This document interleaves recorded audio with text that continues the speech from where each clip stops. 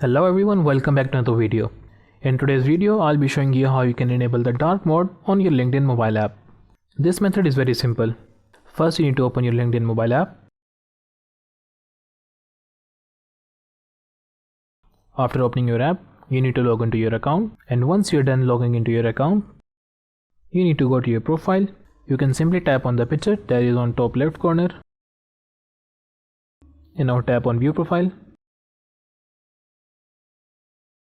Now here at the top right, you can see there's a settings option. Just tap on here. And right under the profile information, there's an option for display and dark mode. Just click on dark mode. You can simply click on dark mode and go back. And now you can see your LinkedIn mobile app is in dark mode.